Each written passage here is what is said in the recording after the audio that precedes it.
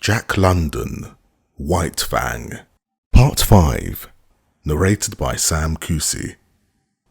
Chapter 1. The Long Trail. It was in the air.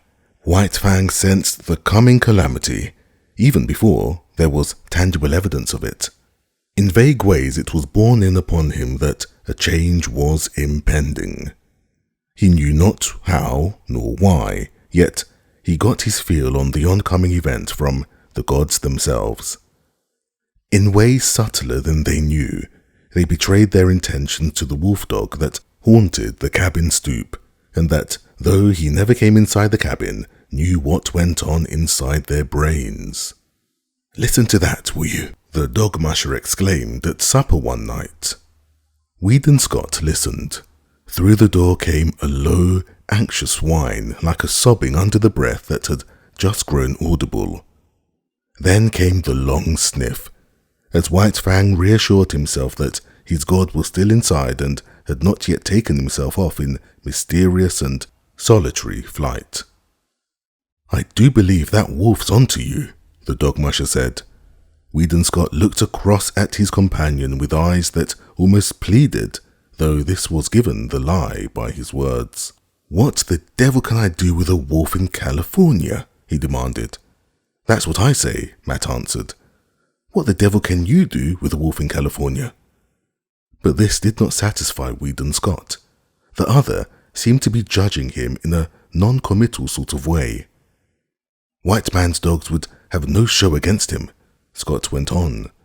"He'd kill them on sight.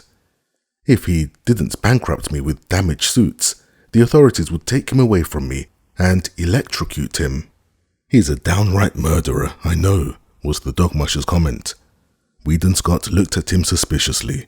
"It would never do," he said decisively. "It would never do," Matt concurred. "Why, you'd have to hire a man specially to take care of him."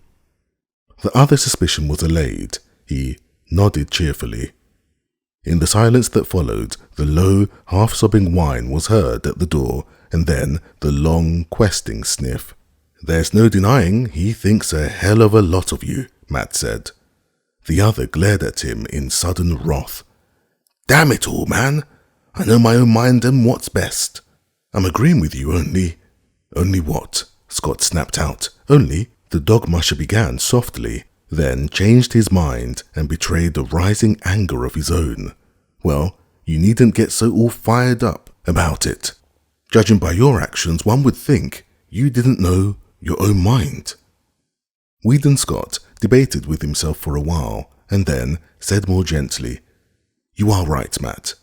I don't know my own mind, and that's what's the trouble. Why, it would be rank ridiculousness for me to take that dog along." He broke out after another pause. "I'm agreeing with you," was Matt's answer, and again his employer was not quite satisfied with him. "But how in the name of great Sardanapalus he knows you're going is what gets me," the dog musher continued innocently. "It's beyond me, Matt," Scott answered with a mournful shake of the head. Then came the day when, through the open cabin door, White Fang saw the fatal grip on the floor and the love master packing things into it. Also, there were comings and goings, and the erstwhile placid atmosphere of the cabin was vexed with strange perturbations and unrest. Here was indubitable evidence. White Fang had already scented it. He now reasoned it. His god was preparing for another flight, and since he had not taken him with him before, so now he could look to be left behind. That night, he lifted the long wolf howl, as he had howled in his puppy days when he fled back from the wild to the village to find it vanished and naught but a rubbish heap to mark the site of Grey Beaver's teepee. So now he pointed his muzzle to the cold stars and told to them his woe. Inside the cabin, the two men had just gone to bed. "He's gone off his food again," Matt remarked from his bunk. There was a grunt from Weedon Scott's bunk and a stir of blankets. "From the way he cut up the other time you went away, I wouldn't wonder this time but what he died." The blankets in the other bunk stirred irritably. "Oh, shut up," Scott cried out through the darkness. "You nag worse than a woman." "I'm agreeing with you," the dog musher answered, and Weedon Scott was not quite sure whether or not the other had snickered. The next day, White Fang's anxiety and restlessness were even more pronounced. He dogged his master's heels whenever he left the cabin and haunted the front stoop when he remained inside.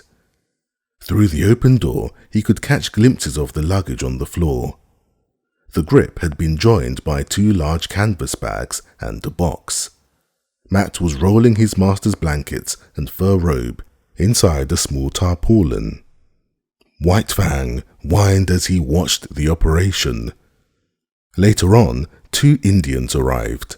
He watched them closely as they shouldered the luggage and were led off down the hill by Matt, who carried the bedding and the grip. But White Fang did not follow them. The master was still in the cabin. After a time, Matt returned. The master came to the door and called White Fang inside. "You poor devil," he said gently, rubbing White Fang's ears and tapping his spine. "I'm hitting the long trail, old man, where you cannot follow. Now, give me a growl, the last goodbye growl." But White Fang refused to growl. Instead, and after a wistful searching look, he snuggled in, burrowing his head out of sight between the master's arm and body. "There she blows!" Matt cried. From the Yukon arose the hoarse bellowing of a river steamboat. "You've got to cut it short. Be sure and lock the front door. I'll go out the back. Get a move on." The 2 doors slammed at the same moment, and Weedon Scott waited for Matt to come around to the front. From inside the door came a low whining and sobbing. Then there were long, deep-drawn sniffs. "You must take good care of him, Matt," Scott said as they started down the hill. "Right, and let me know how he gets along." "Sure," the dog musher answered. "But listen to that, will you?" Both men stopped. White Fang was howling as dogs howl when their masters lie dead. He was voicing an utter woe, his cry bursting upward in great, heartbreaking rushes, dying down into quavering misery, and bursting upward again with a rush upon rush of grief. The Aurora was the first steamboat of the year for the outside, and her decks were jammed with prosperous adventurers and broken gold seekers, all equally as mad to get to the outside as they had been originally to get to the inside. Near the gangplank, Scott was shaking hands with Matt, who was preparing to go ashore. But Matt's hand went limp in the other's grasp as his gaze shot past and remained fixed on something behind him. Scott turned to see. Sitting on the deck several feet away and watching wistfully was White Fang. The dog musher swore softly in awe-stricken accents. Scott could only look in wonder. "Did you lock the front door?" Matt demanded. The other nodded and asked, "How about the back?" "You just bet I did," was the fervent reply. White Fang flattened his ears ingratiatingly, but remained where he was, making no attempt to approach. "I'll have to take him ashore with me." Matt made a couple of steps towards White Fang, but the latter slid away from him. The dog musher made a rush of it, and White Fang dodged between the legs of a group of men. Ducking, turning, doubling, he slid about the deck, eluding the other's efforts to capture him. But when the love master spoke, White Fang came to him with prompt obedience. "Won't come to the hand that's fed him all these months," the dog musher muttered resentfully. "And you ain't never fed him? After them first days of getting acquainted, I'm blamed if I can see how he works it out that you're the boss." Scott, who had been patting White Fang, suddenly bent closer and pointed out fresh-made cuts on his muzzle and a gash between the eyes. Matt bent over and passed his hand along White Fang's belly. "We plump forgot the window. He's all cut and gorged underneath. Must have butted clean through it. Gosh!" But Weedon Scott was not listening. He was thinking rapidly. The Aurora's whistle hooted a final announcement of departure. Men were scurrying down the gangplank to the shore. Matt loosened the bandana from his own neck and started to put it round White Fang's. Scott grasped the dog musher's hand. "Goodbye, Matt, old man. About the wolf, you needn't write. You see, I've—" "What?" the dog musher exploded. "You don't mean to say—" "The very thing I mean. Here's your bandana. I'll write to you about him." Matt paused halfway down the gangplank. "He'll never stand the climate," he shouted back, "unless you clip him in warm weather." The gangplank was hauled in and the Aurora swung out from the bank. Weedon Scott waved a last goodbye. Then he turned and bent over White Fang, standing by his side. "Now growl, damn you, growl," he said, as he patted the responsive head and rubbed the flattening ears. Chapter 2. The Southland. White Fang landed from the steamer in San Francisco. He was appalled. Deep in him, below any reasoning process or act of consciousness, he had associated power with godhead. And never had the white men seemed such marvelous gods as now, when he trod the slimy pavement of San Francisco. The log cabins he had known were replaced by towering buildings. The streets were crowded with perils, wagons, carts, automobiles, great straining horses pulling huge trucks, and monstrous cable and electric cars, hooting and clanging through the midst, screeching their insistent menace after the manner of the lynxes he had known in the northern woods. All this was the manifestation of power. Through it all, behind it all, was man, governing and controlling, expressing himself as of old, by his mastery over matter. It was colossal, stunning. White Fang was awed. Fear sat upon him, as in his cupboard he had been made to feel his smallness and puniness on the day he first came in from the wild to the village of Grey Beaver. So now, in his full-grown stature and pride of strength, he was made to feel small and puny. And there were so many gods. He was made dizzy by the swarming of them. The thunder of the street smote upon his ears. He was bewildered by the tremendous and endless rush and movement of things. As never before, he felt his dependence on the Love Master, close at whose heels he followed, no matter what happened, never losing sight of him. But White Fang was to have no more than a nightmare vision of the city, an experience that was like a bad dream, unreal and terrible, that haunted him for long after in his dreams. He was put into a baggage car by the master, chained in the corner in the midst of heaped trunks and valises. Here, a squat and brawny god held sway, with much noise, hurling trunks and boxes about, dragging them in through the door and tossing them into the piles, or flinging them out of the door, smashing and crashing to other gods who awaited them. And here, in this inferno of luggage, was White Fang, deserted by the master. Or at least, White Fang thought he was deserted until he smelled out the master's canvas clothes bags alongside of him, and proceeded to mount guard over them. "About time you come," growled the god of the car an hour later, when Weedon Scott appeared at the door. "That dog of yourn won't let me lay a finger on your stuff." White Fang emerged from the car. He was astonished. The nightmare city was gone. The car had been to him no more than a room in a house, and when he had entered it, the city had been all around him. In the interval, the city had disappeared. The roar of it no longer dined upon his ears. Before him was smiling country, streaming with sunshine, lazy with quietude. But he had little time to marvel at the transformation. He accepted it as he accepted all the unaccountable doings and manifestations of the gods. It was their way. There was a carriage waiting. A man and a woman approached the master. The woman's arms went out and clutched the master around the neck, a hostile act. The next moment, Weedon Scott had torn loose from the embrace and closed with White Fang, who had become a snarling, raging demon. "It's all right, mother," Scott was saying as he kept tight hold of White Fang and placated him.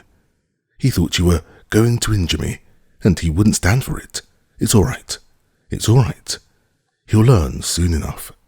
And in the meantime, I may be permitted to love my son when his dog is not around," she laughed, though she was pale and weak from the fright. She looked at White Fang, who snarled and bristled and glared malevolently. "He'll have to learn, and he shall, without postponement," Scott said. He spoke softly to White Fang until he had quieted him. Then his voice became firm. "Down, sir, down with you." This had been one of the things taught him by the master, and White Fang obeyed, though he lay down reluctantly and sullenly. "Now, mother." Scott opened his arms to her, but kept his eyes on White Fang. "Down," he warned. "Down." White Fang, bristling silently, half crouching as he rose, sank back and watched the hostile act repeated. But no harm came of it, nor of the embrace from the strange man-god that followed. Then the clothes bag were taken into the carriage, the strange gods and the love-master followed, and White Fang pursued, now running vigilantly behind, now bristling up the running horses and warning them that he was there to see that no harm befell the god they dragged so swiftly across the earth. At the end of 15 minutes, the carriage swung in through a stone gateway and on between a double row of arched and interlacing walnut trees. On either side stretched lawns, their broad sweep broken here and there by great sturdy-limbed oaks. In the near distance, in contrast with the young green of the tended grass, sunburnt hayfields showed tan and gold, while beyond were the tawny hills and upland pastures.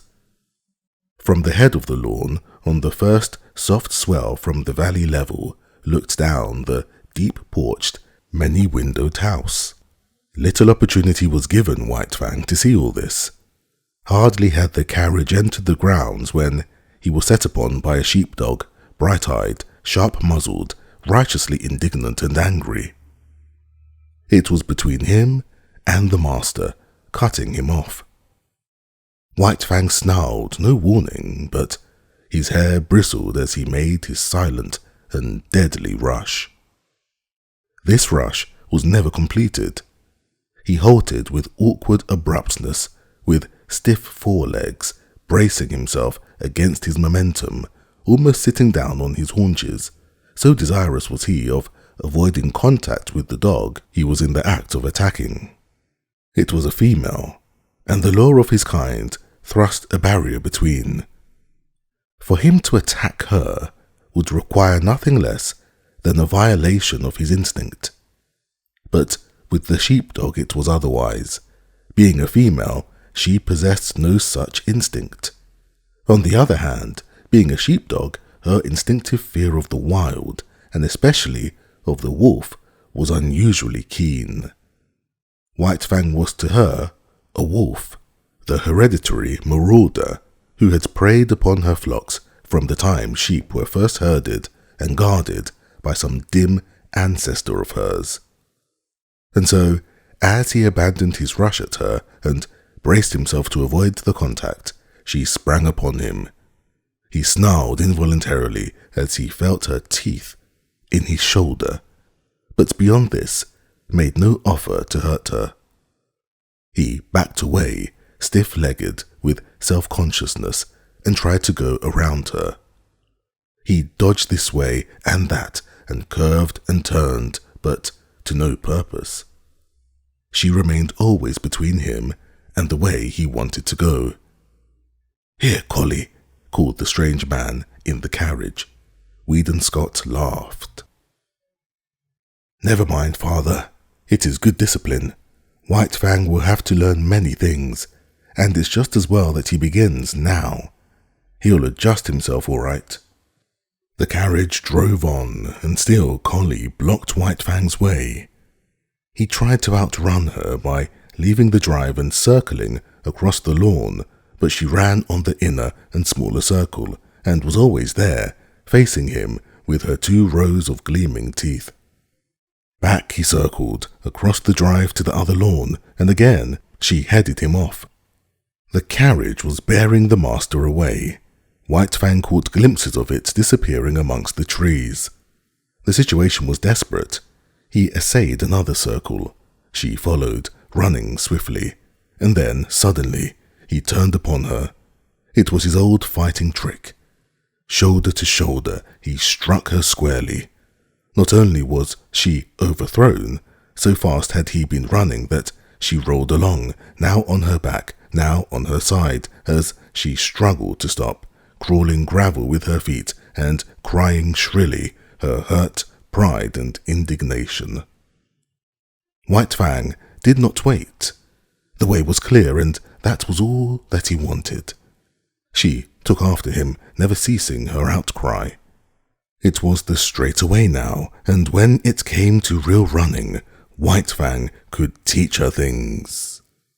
She ran frantically, hysterically, straining to the utmost, advertising the effort she was making with every leap, and all the time White Fang slid smoothly away from her silently, without effort, gliding like a ghost over the ground.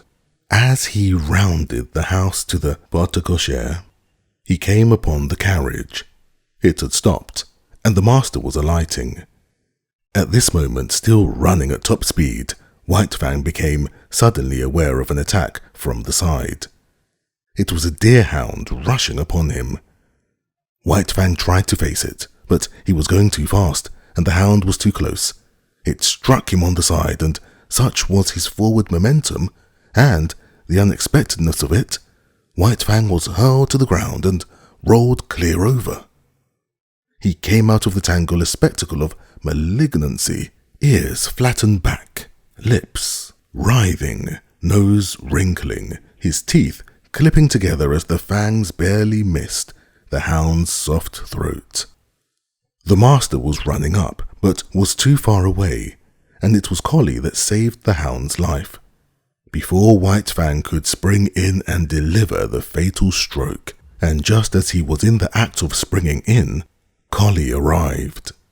She had been outmaneuvered and outrun, to say nothing of her having been unceremoniously tumbled in the gravel, and her arrival was like that of a tornado, made up of offended dignity, justifiable wrath, and instinctive hatred for this marauder from the wild. She struck White Fang at right angles in the midst of his spring, and again he was knocked off his feet and rolled over. The next moment the master arrived, and with one hand held White Fang while the father called off the dogs. "I say, this is a pretty warm reception for a poor lone wolf from the Arctic," the master said, while White Fang calmed down under his caressing hand. In all his life, he's only been known once to go off his feet, and here he's been rolled twice in 30 seconds. The carriage had driven away, and other strange gods had appeared from out the house.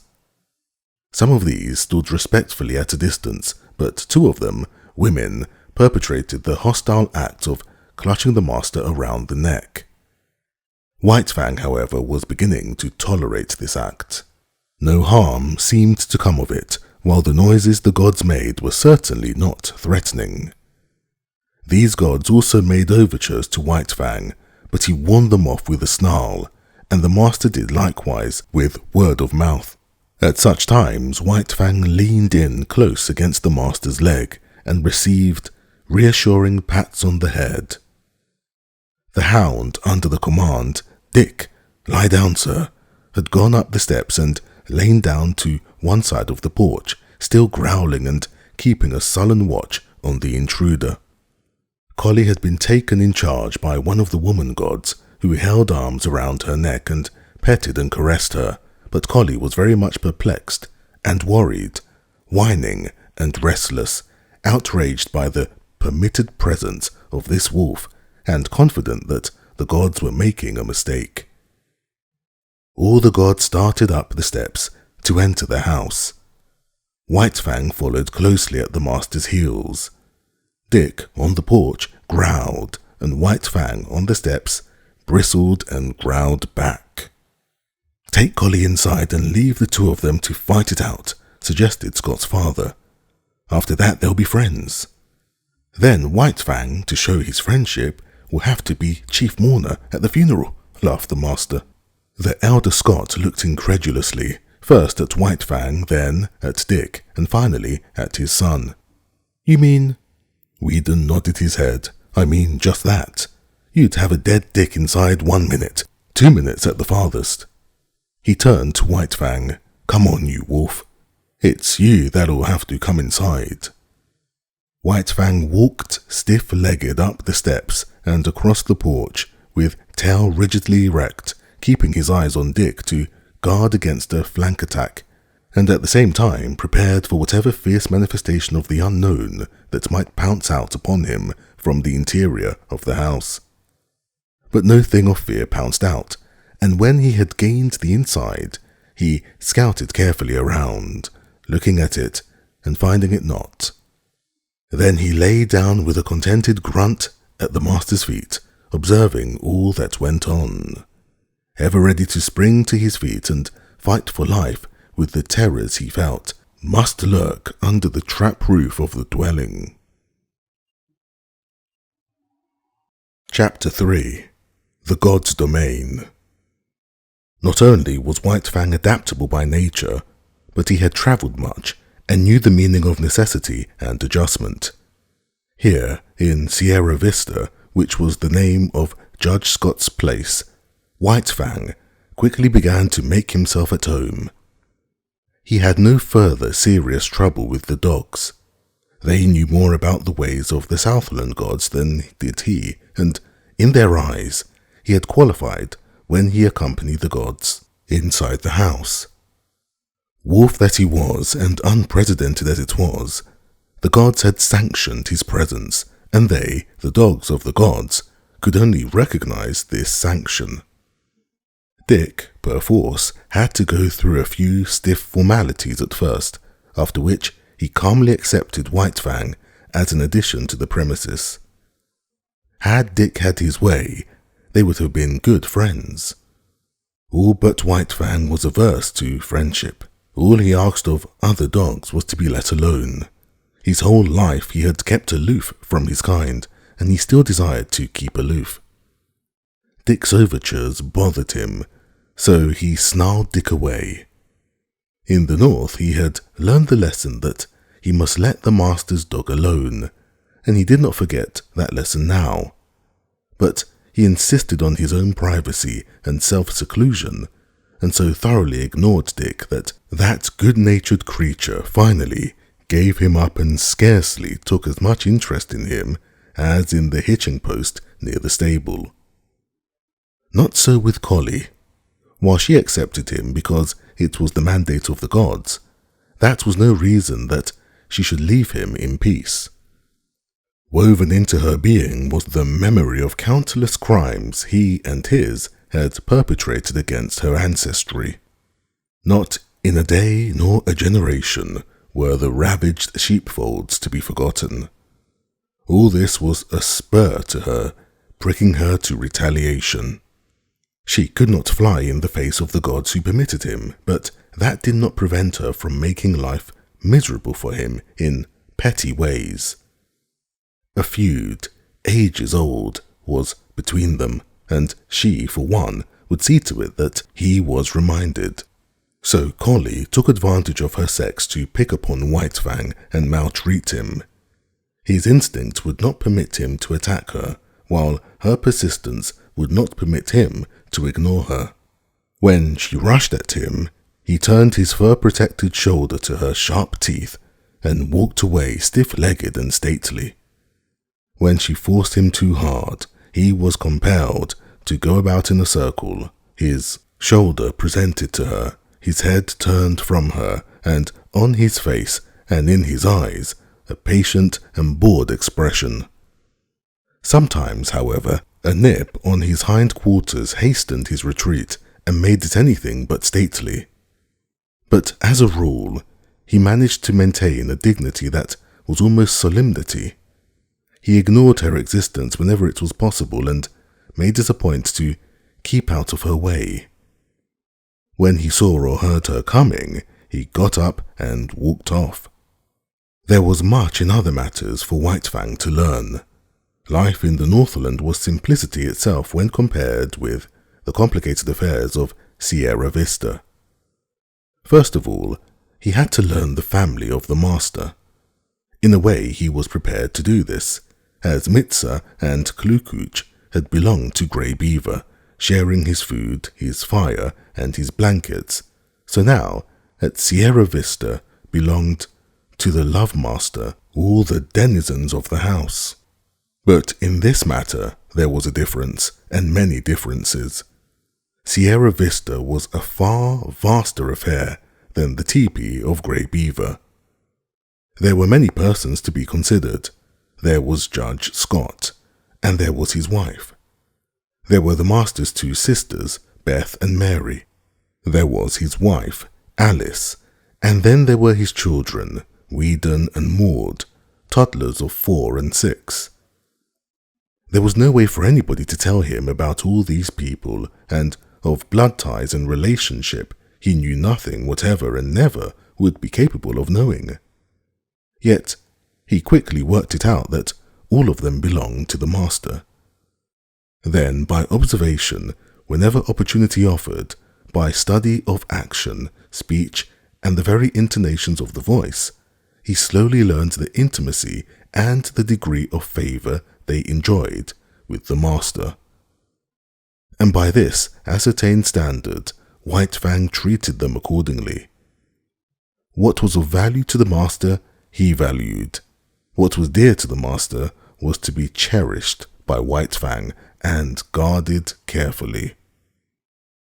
Thus it was with the two children. All his life he had disliked children. He hated and feared their hands. The lessons were not tender that he had learned of their tyranny and cruelty in the days of the Indian villages. When Whedon and Maud had first approached him, he growled warningly and looked malignant. A cuff from the master and a sharp word had then compelled him to permit their caresses, though he growled and growled under their tiny hands, and in the growl there was no crooning note.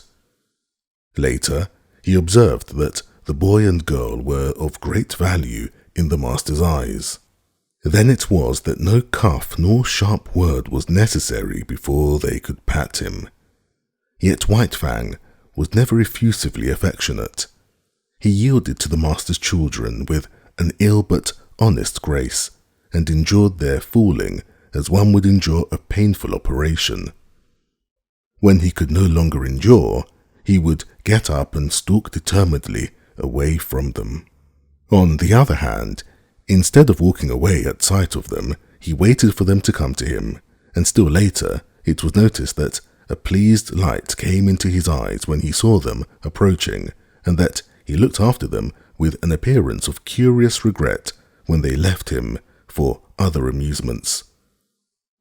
All this was a matter of development and took time. Next in his regard, after the children, was Judge Scott.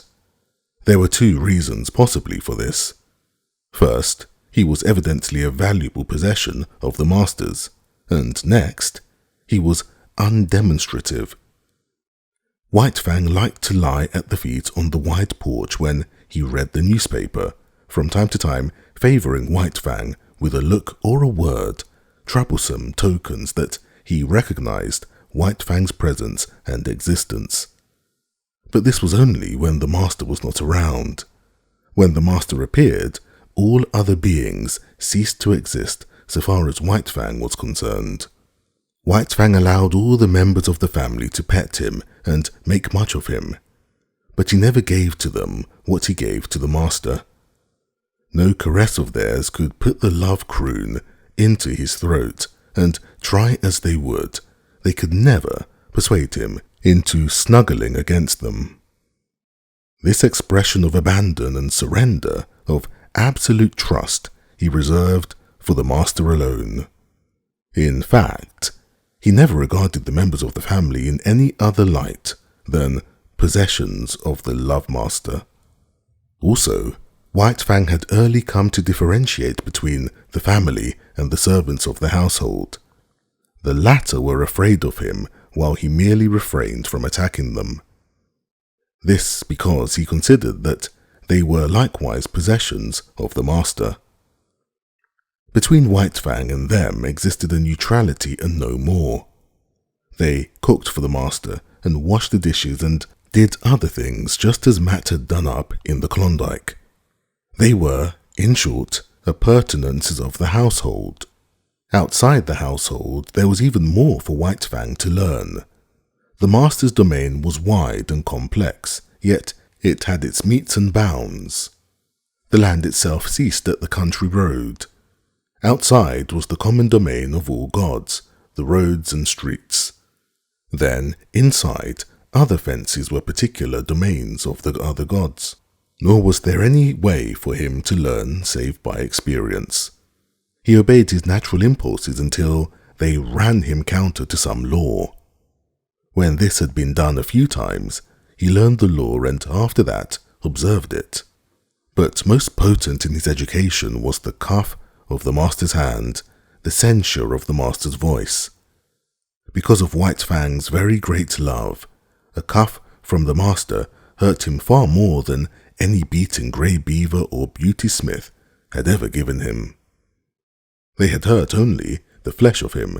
Beneath the flesh, the spirit had still raged, splendid and invincible. But with the master, the cuff was always too light to hurt the flesh. Yet it went deeper. It was an expression of the master's disapproval, and White Fang's spirit wilted under it. In point of fact, the cuff was rarely administered. The master's voice was sufficient. By it, White Fang knew whether he did right or not. By it, he trimmed his conduct and adjusted his actions. It was the compass by which he steered and learned to chart the manners of a new land and life. In the Northland, the only domesticated animal was the dog. All other animals lived in the wild and were, when not too formidable, lawful spoil for any dog. All his days White Fang had foraged among the live things for food. It did not enter his head that in the Southland it was otherwise. But this he was to learn early in his residence in Santa Clara Valley. Sauntering around the corner of the house in the early morning, he came upon a chicken that had escaped from the chicken yard. White Fang's natural impulse was to eat it. A couple of bounds, a flash of teeth, and a frightened squawk, and he had scooped in the adventurous fowl. It was farm-bred and fat and tender, and White Fang licked his chops and decided that such fare was good. Later in the day, he chanced upon another stray chicken near the stables. One of the grooms ran to the rescue. He did not know White Fang's breed, so for weapon he took a light buggy whip. At the first cut of the whip, White Fang left the chicken for the man. A club might have stopped White Fang, but not a whip. Silently, without flinching, he took a second cut in his forward rush, and as he leaped for the throat, the groom cried out, "My God!" and staggered back. He dropped the whip and shielded his throat with his arms. In consequence, his forearm was ripped open to the bone. The man was badly frightened. It was not so much White Fang's ferocity as it was his silence that unnerved the groom. Still protecting his throat and face, with his torn and bleeding arm, he tried to retreat to the barn. and it would have gone hard with him had not Collie appeared on the scene. As she had saved Dick's life, she now saved the groom's. She rushed upon White Fang in frenzied wrath. She had been right. She had known better than the blundering gods. All her suspicions were justified. Here was the ancient marauder up to his old tricks again. The groom escaped into the stables, and White Fang backed away before Collie's wicked teeth, or presented his shoulder to them and circled round and round. But Collie did not give over, as was her wont after a decent interval of chastisement. On the contrary, she grew more excited and angry every moment until, in the end, White Fang flung dignity to the winds and frankly fled away from across her fields. "He'll learn to leave chickens alone," the master said, "but I can't give him the lesson until I catch him in the act." 2 nights later came the act, but on a more generous scale than the master had anticipated. White Fang had observed closely the chicken yards and the habits of the chickens. In the night time, after they had gone to roost, he climbed to the top of a pile of newly hauled lumber. From there, he gained the roof of a chicken house, passed over the ridgepole, and dropped to the ground inside. A moment later he was inside the house and the slaughter began. In the morning, when the master came out onto the porch, 50 white leghorn hens, laid out in a row by the groom, greeted his eyes. He whistled to himself softly, first with surprise and then, at the end, with admiration. His eyes were likewise greeted by White Fang, but about the latter there were no signs of shame nor guilt. He carried himself with pride, as though, forsooth, he had achieved a deed praiseworthy and meritorious. There was about him no consciousness of sin. The master's lips tightened as he faced the disagreeable task. Then he talked harshly to the unwitting culprit, and in his voice there was nothing but godlike wrath. Also he held White Fang's nose down to the slain hens, and at the same time cuffed him soundly. White Fang never raided a chicken roost again. It was against the law, and he had learned it. Then the master took him into the chicken yards. White Fang's natural impulse when he saw the live food fluttering about him and under his very nose was to spring upon it. He obeyed the impulse, but was checked by the master's voice. They continued in the yards for half an hour. Time and again the impulse surged over White Fang, and each time, as he yielded to it, he was checked by the master's voice. Thus it was he learned the law, and ere he left the domain of the chickens, he had learned to ignore their existence. You can never cure a chicken killer. Judge Scott shook his head sadly at luncheon table, when his son narrated the lesson he had given White Fang. Once they've got the habit and the taste of blood, and again he shook his head sadly. But Weedon Scott did not agree with his father. "I'll tell you what I'll do," he challenged finally. "I'll lock White Fang in with the chickens all afternoon." "But think of the chickens," objected the judge. "And furthermore," the son went on, "for every chicken he kills, I'll pay you $1 gold coin of the realm." "But you should penalize father too," imposed Beth. Her sister seconded her, and a chorus of approval arose from around the table. Judge Scott nodded his head in agreement. "All right," Weedon Scott pondered for a moment.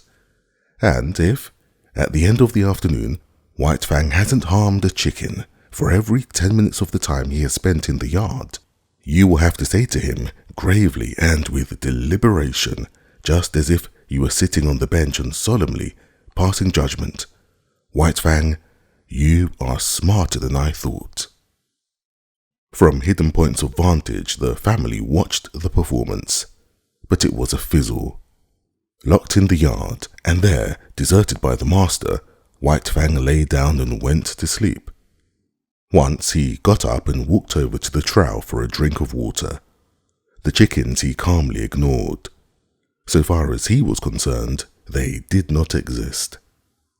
At 4 o'clock, he executed a running jump, gained the roof of the chicken house and leaped to the ground outside, whence he sauntered gravely to the house. He had learned the law. And on the porch, before the delighted family, Judge Scott, face to face with White Fang, said slowly and solemnly 16 times, "White Fang, you are smarter than I thought." But it was the multiplicity of laws that befuddled White Fang and often brought him into disgrace.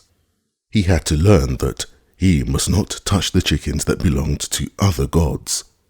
Then there were cats and rabbits and turkeys. All these he must let alone. In fact, when he had but partly learned the law, his impression was that he must leave all live things alone. Out in the back pasture, a quail could flutter up under his nose unharmed. All tense and trembling, with eagerness and desire, he mastered his instinct and stood still. He was obeying the will of the gods. And then, one day, again out in the back pasture, he saw Dick start a jackrabbit and run it. The master himself was looking on and did not interfere. Nay, he encouraged White Fang to join in the chase. And thus he learned that there was no taboo on jackrabbits. In the end, he worked out the complete law. Between him and all domestic animals, there must be no hostilities. If not amity, at least neutrality must obtain. But the other animals, the squirrels, the quail, and the cottontails, were creatures of the wild who had never yielded allegiance to man. They were the lawful prey of any dog. It was only the tame that the gods protected, and between the tame deadly strife was not permitted. The gods held the power of life and death over their subjects, and the gods were jealous of their power. Life was complex in the Santa Clara Valley after the simplicities of the Northland, and the chief thing demanded by these intricacies of civilization was control, restraint, a poise of self that was as delicate as the fluttering of gossamer wings, and at the same time as rigid as steel. Life had 1,000 faces, and White Fang found he must meet them all. Thus, when he went to town in the San Jose, running behind the carriage or loafing about the streets when the carriage stopped, life flowed past him, deep and wide and varied, continually impinging upon his senses, demanding of him instant and endless adjustments and correspondences, and compelling him almost always to suppress his natural impulses. There were butcher shops where meat hung within reach. This meat he must not touch. There were cats at the houses the master visited that must be let alone, and there were dogs everywhere that snarled at him and that he must not attack. And then, on the crowded sidewalks, there were persons innumerable whose attention he attracted. They would stop and look at him, point him out to one another, examine him, talk of him, and worst of all, pat him. And these perilous contacts from all these strange hands he must endure. Yet this endurance he achieved. Furthermore, he got over being awkward and self-conscious. In a lofty way, he received the attentions of the multitudes of strange gods. With condescension, he accepted their condescension. On the other hand, there was something about him that prevented great familiarity. They patted him on the head and passed on, contented and pleased with their own daring. But it was not all easy for White Fang. Running behind the carriage in the outskirts of San Jose, he encountered certain small boys who made a practice of flinging stones at him. Yet he knew that it was not permitted him to pursue and drag them down. Here he was compelled to violate his instinct of self-preservation, and violate it he did, for he was becoming tame and qualifying himself for civilization. Nevertheless, White Fang was not quite satisfied with the arrangement. He had no abstract ideas about justice and fair play. But there is a certain sense of equity that resides in life, and It was this sense in him that resented the unfairness of his being permitted no defense against the stone throwers. He forgot that in the covenant entered into between him and the gods, they were pledged to care for him and defend him. But one day, the master sprang from the carriage, whip in hand, and gave the stone throwers a thrashing. After that, they threw stones no more, and White Fang understood and was satisfied. One other experience of similar nature was his. On the way to town, hanging around the saloon at the crossroads, were 3 dogs that made a practice of rushing out upon him when he went by. Knowing his deadly method of fighting, the master had never ceased impressing upon White Fang the law that he must not fight. As a result, having learned the lesson well, White Fang was hard put whenever he passed the crossroads saloon. After the first rush, each time, his snarl kept the 3 dogs at a distance, but they trailed along behind, yelping and bickering and insulting him. This endured for some time. The men at the saloon even urged the dogs on to attack White Fang. One day, they openly sicked the dogs on him. The master stopped the carriage. "Go to it," he said to White Fang. But White Fang could not believe. He looked at the master and looked at the dogs. Then he looked back eagerly and questioningly at the master. The master nodded his head. "Go to them, old fellow. Eat them up." White Fang no longer hesitated. He turned and leaped silently among his enemies. All 3 faced him. There was a great snarling and growling, a clashing of teeth and a flurry of bodies. The dust of the road arose in a cloud and screened the battle. But at the end of several minutes, 2 dogs were struggling in the dirt and the third was in full flight. He leaped a ditch, went through a rail fence, and fled across a field. White Fang followed, sliding over the ground in wolf fashion and with wolf speed, swiftly and without noise. And in the center of the field, he dragged down and slew the dog.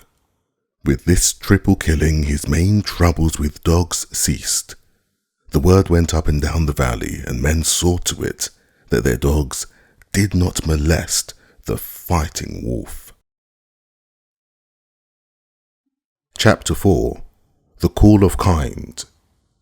The months came and went. There was plenty of food and no work in the Southland, and White Fang lived fat and prosperous and happy. Not alone was he in the geographical Southland, for he was in the Southland of life. Human kindness was like a sun shining upon him, and he flourished like a flower planted in good soil.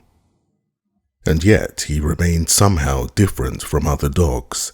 He knew the law even better than did the dogs that had known no other life, and he observed the law more punctiliously, but still there was about him a suggestion of lurking ferocity, as though the wild still lingered in him and the wolf in him merely slept.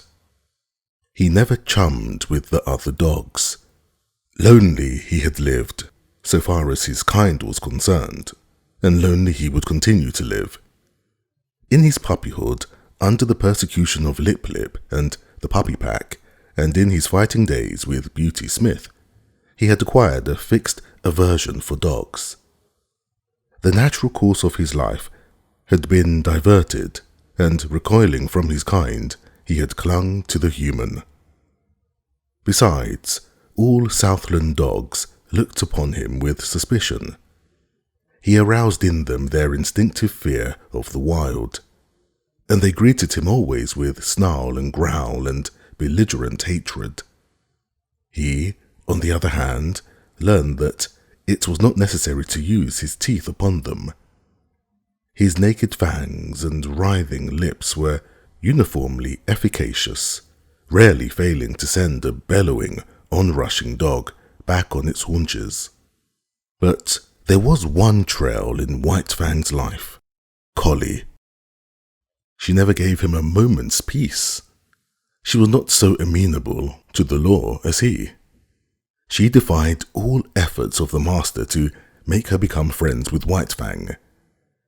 Ever in his ears was sounding her sharp and nervous snarl. She had never forgiven him the chicken-killing episode and persistently held to the belief that his intentions were bad. She found him guilty before the act and treated him accordingly. She became a pest to him, like a policeman following him around the stable and the hounds, and if he even so much as glanced curiously at a pigeon or chicken, bursting into an outcry of indignation and wrath, his favourite way of ignoring her was to lie down, with his head on his forepaws and pretend to sleep. This always dumbfounded and silenced her. With the exception of Collie, all things went well with White Fang. He had learned control and poise, and he knew the law. He achieved a staidness and calmness and philosophic tolerance. He no longer lived in a hostile environment. Danger and hurt and death did not lurk everywhere about him. In time, the unknown, as a thing of terror and menace ever impending, faded away. Life was soft and easy. It flowed along smoothly, and neither fear nor foe lurked by the way. He missed the snow without being aware of it. An unduly long summer would have been his thought had he thought about it. As it was, he merely missed the snow in a vague, subconscious way. In the same fashion, especially in the heat of summer when he suffered from the sun, he experienced faint longings for the Northland. Their only effect upon him, however, was to make him uneasy and restless without his knowing what was the matter. White Fang had never been very demonstrative. Beyond his snuggling and the throwing of a crooning note into his love growl, he had no way of expressing his love. Yet it was given him to discover a third way. He had always been susceptible to the laughter of the gods. Laughter had affected him with madness, made him frantic with rage. But he did not have it in him to be angry with the Love Master, and when that god elected to laugh at him in a good-natured, bantering way, he was nonplussed. He could feel the pricking and stinging of the old anger as it strove to rise up in him, but it strove against love. He could not be angry, yet he had to do something.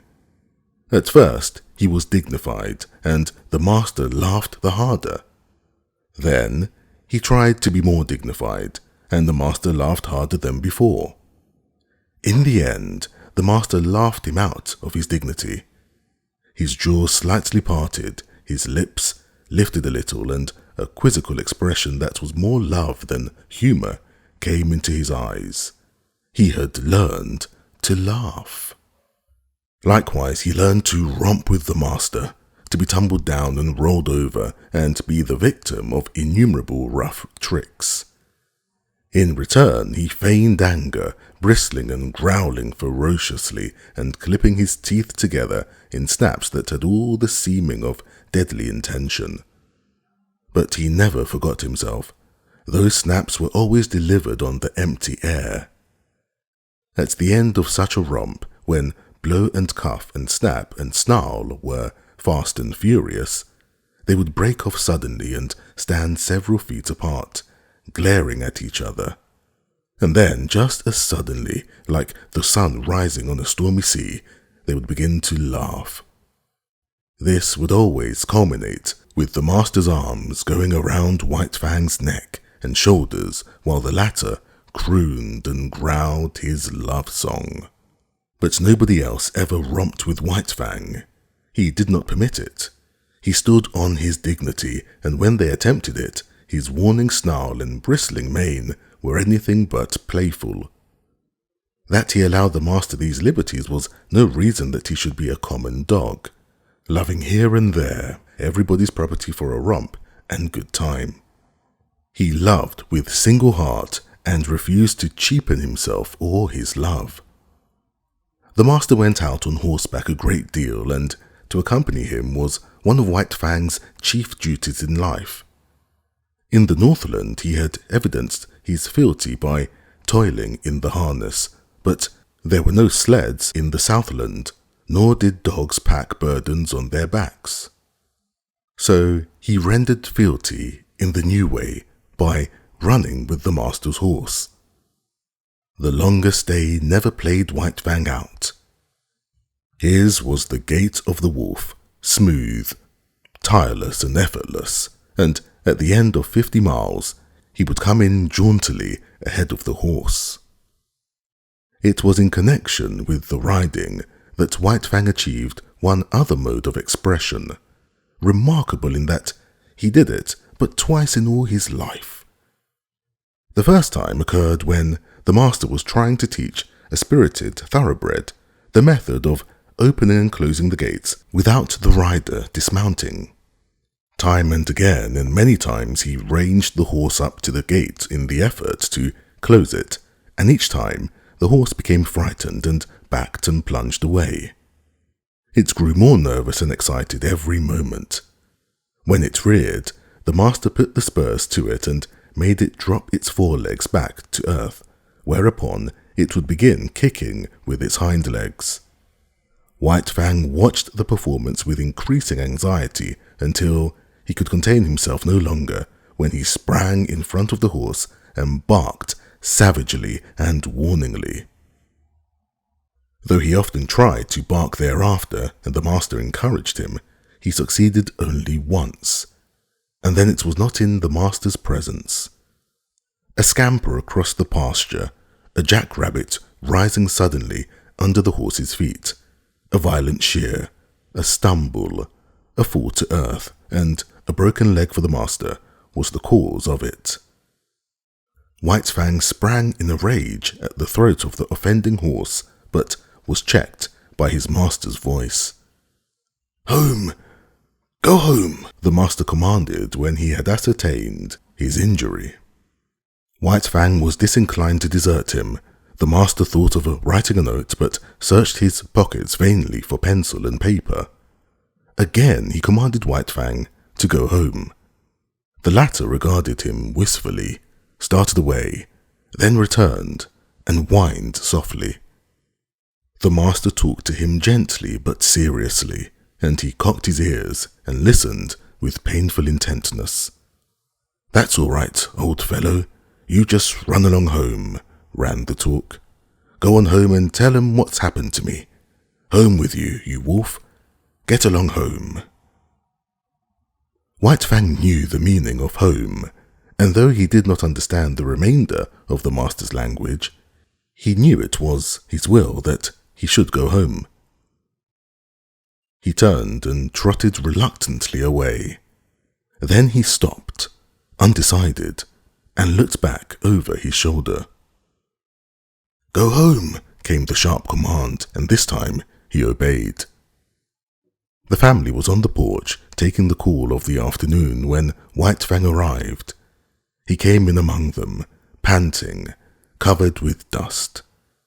"Whedon's back," Whedon's mother announced. The children welcomed White Fang with glad cries and ran to meet him. He avoided them and passed down the porch, but they cornered him against a rocking chair and the railing. He growled and tried to push them by. Their mother looked apprehensively in their direction. "I confess he makes me nervous around the children," she said. "I have a dread that he will turn upon them unexpectedly some day." Growling savagely, White Fang sprang out of the corner, overturning the boy and the girl. The mother called them to her and comforted them, telling them not to bother White Fang. "A wolf is a wolf," commented Judge Scott. "There is no trusting one." "But he is not all wolf," interposed Beth, standing for her brother in his absence. "You have only Whedon's opinion for that," rejoined the judge. "He merely surmises that there is some strain of dog in White Fang, but, as he will tell you himself, he knows nothing about it. As for his appearance—" He did not finish his sentence. White Fang stood before him, growling fiercely. Go away! Lie down, sir, Judge Scott commanded. White Fang turned to the love master's wife. She screamed with fright as he seized her dress in his teeth and dragged on it till the frail fabric tore away. By this time, he had become the center of interest. He had ceased from his growling and stood, head up, looking into their faces. His throat worked spasmodically, but made no sound, while he struggled with all his body, convulsed with the effort to rid himself of the incommunicable something that strained for utterance. "I hope he's not going mad," said Whedon's mother. "I told Whedon that I was afraid the warm climate would not agree with an Arctic animal." "He's trying to speak, I do believe," Beth announced. At this moment, speech came to White Fang, rushing up in a great burst of barking. "Something has happened to Whedon," his wife said decisively. They were all on their feet now, and White Fang ran down the steps, looking back for them to follow. For the second and last time in his life, he had barked and made himself understood. After this event, he found a warmer place in the hearts of the Sierra Vista people, and even the groom whose arm he had slashed admitted that he was a wise dog, even if he was a wolf. Judge Scott still held to the same opinion and proved it to everybody's dissatisfaction by measurements and descriptions taken from the encyclopedia and various works on natural history. The days came and went, streaming their unbroken sunshine over the Santa Clara Valley. But as they grew shorter and White Fang's second winter in the Southland came on, he made a strange discovery. Collie's teeth were no longer sharp. There was a playfulness about her nips and a gentleness that prevented them from really hurting him. He forgot that she had made life a burden to him, and when she disported herself around him, he responded solemnly, striving to be playful and becoming no more than ridiculous. One day, she led him off on a long chase through the back pasture land into the woods. It was the afternoon that the master was to ride, and White Fang knew it. The horse stood saddled and waiting at the door. White Fang hesitated, but there was that in him deeper than all the lore he had learned, than the customs that had molded him, than his love for the master, than the very will to live of himself. And when, in the moment of his indecision, Collie nipped him and scampered off, he turned and followed after.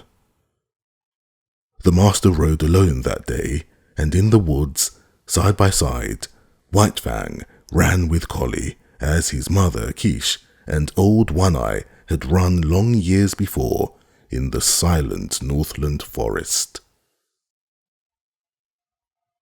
Chapter 5. The Sleeping Wolf. It was about this time that the newspapers were full of the daring escape of a convict from San Quentin prison. He was a ferocious man. He had been ill-made in the making. He had not been born right, and he had not been helped by any of the moulding he had received at the hands of society. The hands of society are harsh, and this man was a striking example of its handiwork. He was a beast, a human beast, it is true, but nevertheless so terrible a beast that he can best be characterized as carnivorous. In San Quentin prison he had proved incorrigible. Punishment failed to break his spirit. He could die dumb mad and fighting to the last, but he could not live and be beaten. The more fiercely he fought, the more harshly society handled him, and the only effect of harshness was to make him fiercer. Straitjackets, starvation, and beatings and clubbings were the wrong treatment for Jim Hall, but it was the treatment he received. It was the treatment he had received from the time he was a little pulpy boy in a San Francisco slum, soft clay in the hands of society and ready to be formed into something. It was during Jim Hall's third term in prison that he encountered a guard that was almost as great a beast as he. The guard treated him unfairly, lied about him to the warden, lost his credits, persecuted him. The difference between them was that the guard carried a bunch of keys and a revolver. Jim Hall had only his naked hands and his teeth, but he sprang upon the guard one day and used his teeth on the other's throat, just like any jungle animal. After this, Jim Hall went to live in the incorrigible cell. He lived there 3 years. The cell was of iron, the floor, the walls, the roof. He never left this cell. He never saw the sky nor the sunshine. Day was a twilight and night was a black silence. He was in an iron tomb, buried alive. He saw no human face, spoke to no human thing. When his food was shoved into him, he growled like a wild animal. He hated all things. For days and nights, he bellowed his rage at the universe. For weeks and months, he never made a sound, in the black silence eating his very soul. He was a man and a monstrosity, as fearful a thing of fear as ever gibbered in the visions of a maddened brain. And then one night, he escaped. The warders said it was impossible, but nevertheless, the cell was empty, and half in, half out of it, lay the body of a dead guard. 2 other dead guards marked his trail through the prison to the outer walls, and he had killed with his hands to avoid noise. He was armed with the weapons of the slain guards, a live arsenal that fled through the hills pursued by the organized might of society. A heavy price of gold was upon his head. Avaricious farmers hunted him with gunshots. His blood might pay off a mortgage or send a son to college. Public-spirited citizens took down their rifles and went out after him. A pack of bloodhounds followed the way of his bleeding feet, and the sleuth hounds of the law, the paid fighting animals of society, with telephone and telegraph and special train, clung to his trail night and day. Sometimes they came upon him, and men faced him like heroes or stampeded through barbed wire fences to the delight of the Commonwealth reading the account at the breakfast table. It was after such encounters that the dead and wounded were carted back to the towns and their places filled by men eager for the manhunt. And then Jim Hall disappeared. The bloodhounds vainly quested on the lost trail.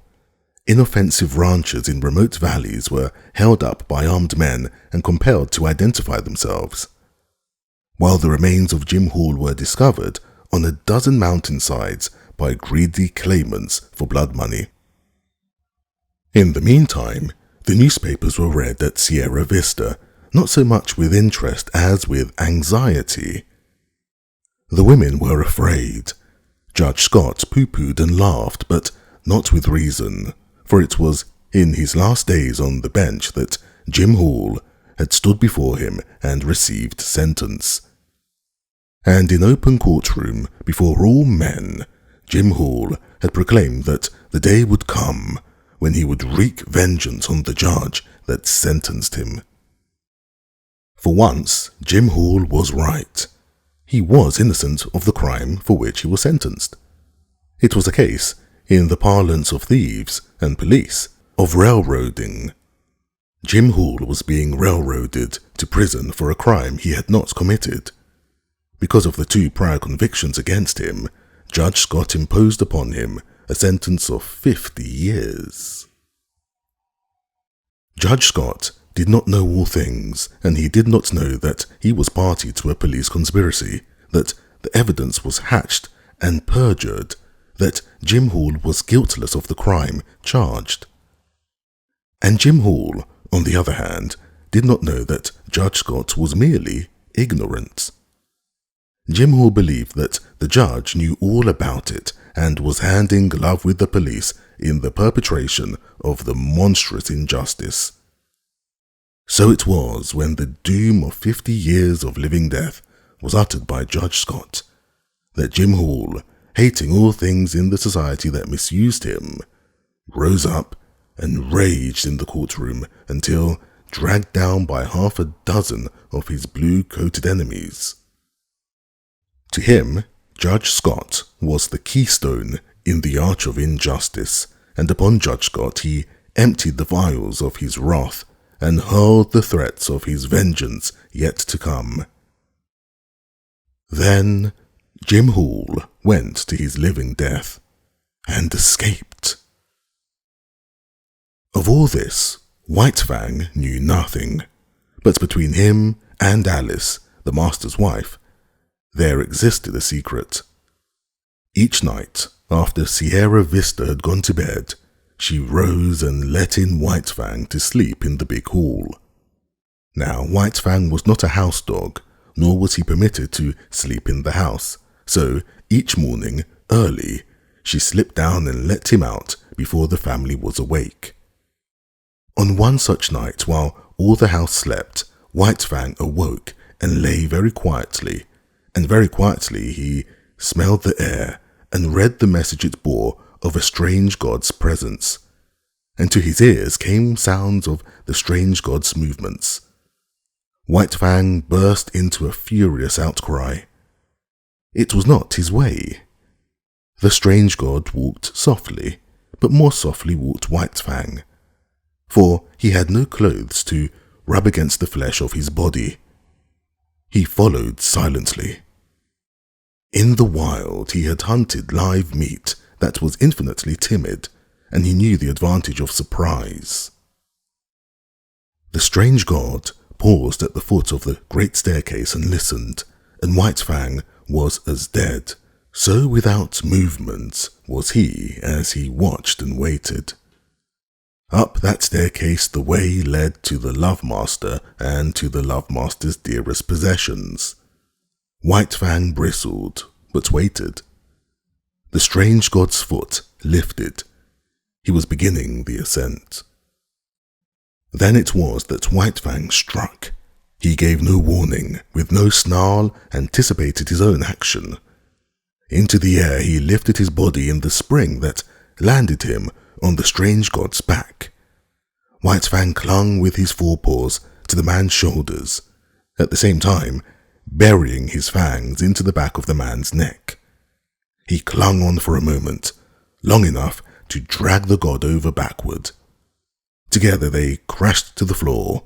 White Fang leaped clear, and as the man struggled to rise, was in again with the slashing fangs.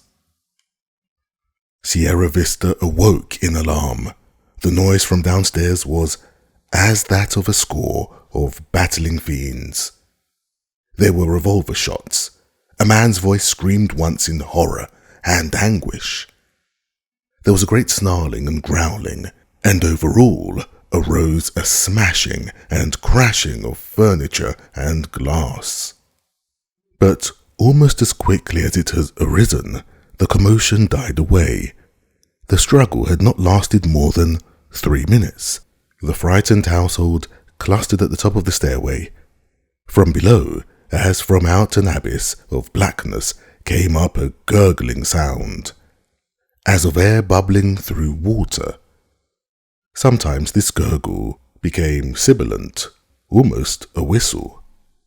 But this too quickly died down and ceased. Then naught came up out of the blackness save a heavy panting of some creature struggling sorely for air. Weedon Scott pressed a button and the staircase and downstairs hall were flooded with light. Then he and Judge Scott, revolvers in hand, cautiously descended. There was no need for this caution. White Fang had done his work.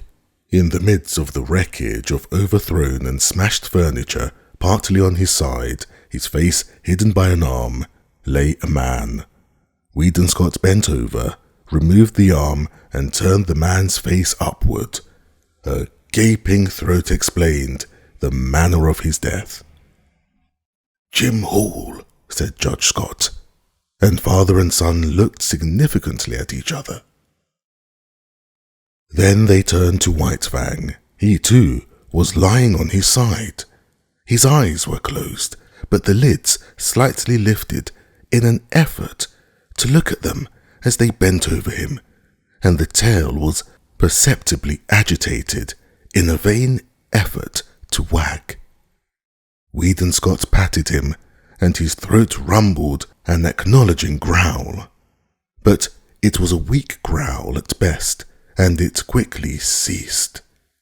His eyelids drooped and went shut, and his whole body seemed to relax and flatten out upon the floor. "He's all in, poor devil," muttered the master. "We'll see about that," asserted the judge as he started for the telephone. "Frankly, he has 1 chance in 1,000, announced the surgeon after he had worked an hour and a half on White Fang. Dawn was breaking through the windows and dimming the electric lights. With the exception of the children, the whole family was gathered about the surgeon to hear his verdict. "1 broken hind leg," he went on. 3 broken ribs, one at least of which has pierced the lungs. He has lost nearly all the blood in his body. There is a large likelihood of internal injuries. He must have been jumped upon, to say nothing of 3 bullet holes clear through him. 1 chance in 1,000 is really optimistic. He hasn't a chance in 10,000. "But he mustn't lose any chance that might be of help to him," Judge Scott exclaimed. "Never mind expense. Put him under the X-ray, anything. Weedon, telegraph at once to San Francisco for Dr. Nichols. No reflection on you, Doctor, you understand, but he must have the advantage of every chance." The surgeon smiled indulgently. "Of course, I understand. He deserves all that can be done for him. He must be nursed as you would nurse a human being, a sick child. And don't forget what I told you about temperature. I'll be back at 10 o'clock again." White Fang received the nursing. Judge Scott's suggestion of a trained nurse was indignantly clamoured down by the girls, who themselves undertook the task. And White Fang won out on the 1 chance in 10,000 denied him by the surgeon. The latter was not to be censured for his misjudgment. All his life he had tended and operated on the soft humans of civilization, who lived sheltered lives and had descended out of many sheltered generations. Compared with White Fang, they were frail and flabby, and clutched life without any strength in their grip. White Fang had come straight from the wild, where the weak perish early and shelter is vouchsafed to none. In neither his father nor his mother was there any weakness, nor in the generations before them. A constitution of iron and the vitality of the wild were White Fang's inheritance, and he clung to life, the whole of him and every part of him, in spirit and in flesh, with the tenacity that of old belonged to all creatures. Bound down a prisoner, denied even movement by the plaster casts and bandages, White Fang lingered out the weeks. He slept long hours and dreamed much, and through his mind passed an unending pageant of Northland visions. All the ghosts of the past arose and were with him. Once again he lived in the lair with Quiche, crept trembling to the knees of Grey Beaver to tender his allegiance, ran for his life before Lip Lip and all the howling bedlam of the puppy pack. He ran again through the silence, hunting his living food through the months of famine, and again he ran at the head of the team, the gut whips of Mitza and Grey Beaver snapping behind, their voices crying, "Rah! Rah!" when they came to a narrow passage and the team close together like a fan to go through. He lived again all his days with Beauty Smith and the fights he had fought. At such times he whimpered and snarled in his sleep, and they that looked on said that his dreams were bad. But there was one particular nightmare from which he suffered, the clanging monsters of electric cars that were to him colossal, screaming lynxes. He would lie in a screen of bushes, watching for a squirrel to venture far enough out on the ground from its tree refuge. Then, when he sprang out upon it, it would transform itself into an electric car, menacing and terrible, towering over him like a mountain, screaming and clanging and spitting fire at him. It was the same when he challenged the hawk down out of the sky. Down out of the blue it would rush as it dropped upon him, changing itself into the ubiquitous electric car. Or again, he would be in the open pen of Beauty Smith. Outside the pen, men would be gathering, and he knew that a fight was on. He watched the door for his antagonist to enter. The door would open, and thrust in upon him would come the awful electric car. 1,000 times this occurred, and each time the terror it inspired was as vivid and great as ever. Then came the day when the last bandage and the last plaster cast were taken off. It was a gala day. All Sierra Vista was gathered around. The master rubbed his ears and he crooned his love growl. The master's wife called him the Blessed Wolf, which name was taken up with acclaim, and all the women called him the Blessed Wolf. He tried to rise to his feet, and after several attempts fell down from weakness. He had lain so long that his muscles had lost their cunning, and all the strength had gone out of them. He felt a little shame because of his weakness, as though, forsooth, he were failing the gods in the service he owed them. Because of this, he made heroic efforts to arise, and at last he stood on his 4 legs, tottering and swaying back and forth. "The Blessed Wolf," chorused the women. Judge Scott surveyed them triumphantly. "Out of your own mouth be it," he said.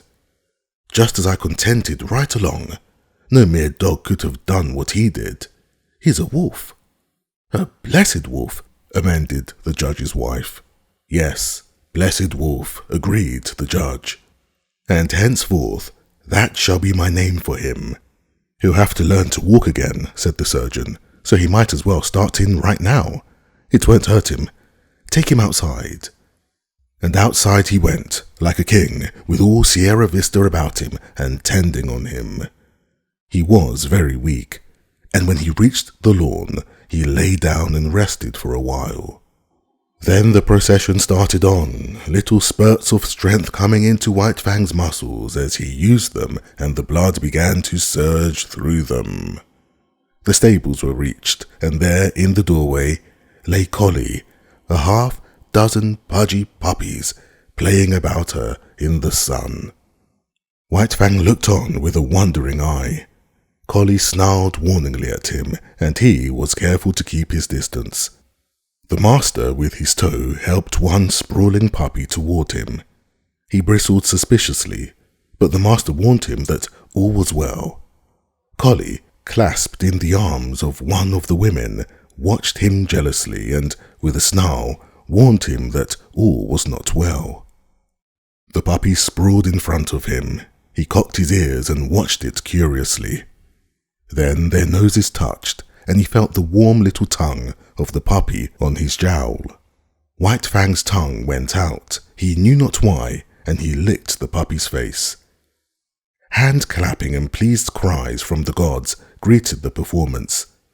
He was surprised and looked at them in a puzzled way. Then his weakness asserted itself, and he lay down, his ears cocked, his head on one side, as he watched the puppy. The other puppies came sprawling toward him, to Collie's great disgust, and he gravely permitted them to clamour and tumble over him. At first, Amid the applause of the gods, he betrayed a trifle of his old self-consciousness and awkwardness. This passed away as the puppy's antics and mauling continued, and he lay with half-shut patient eyes, drowsing in the sun. The end. This has been White Fang by Jack London, narrated by Sam Kusi.